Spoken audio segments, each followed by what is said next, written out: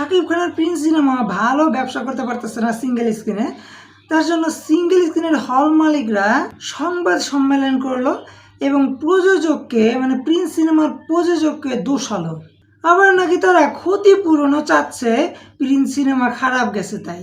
এর থেকে হাস্যকর আর কি থাকতে পারে ভাই? সিঙ্গেল স্ক্রিনে সিনেমা দেওয়াটা একটা বোকামি, কারণ সিঙ্গেল স্ক্রিনেই সব থেকে বেশি চুরি হয়।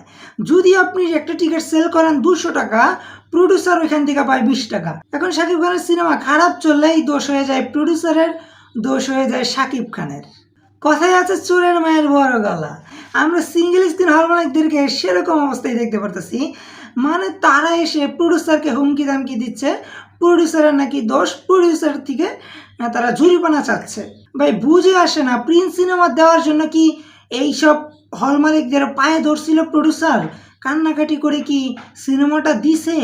তারা নিজেরাই এসে হাত পাইতে সিনেমা নিছে, লাভের আশায় নিছে। লাভের আশায় লোভ কইরা প্রিন্স সিনেমার রেলটার হাই মানে অনেক বেশি দাম দিয়ে তারা নিছে এবং তারা সিনেমাটা চালাইছে। তারা চাইছে যে এটা বরবাদের মতো কালেকশন দিবে, এটা তুফানের মতো কালেকশন দিবে।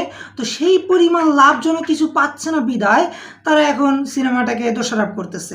কত বড় তামাশা!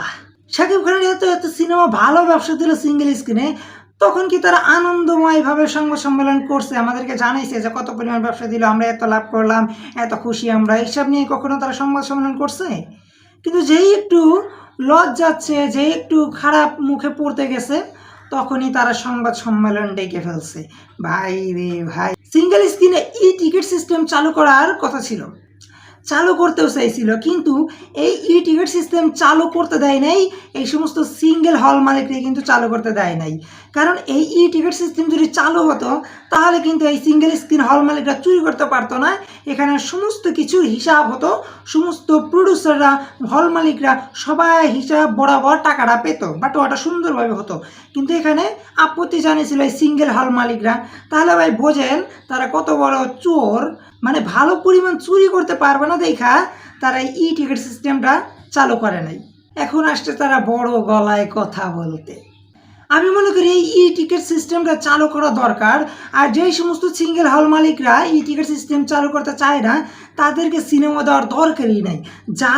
যারা এই টিকিট সিস্টেম চালু করবে শুধু সেই সমস্ত হলেই সিনেমাটা দেওয়া দরকার।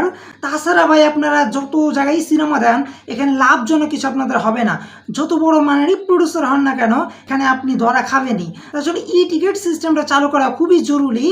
তবে আর কিছু বলার নাই, যারা যা বোঝে তাদেরকে সেইভাবে বুঝাতে হয়, আর যাদের মাথায় গিলু নাই তাদেরকে ভাই বুঝালেও বোঝে না।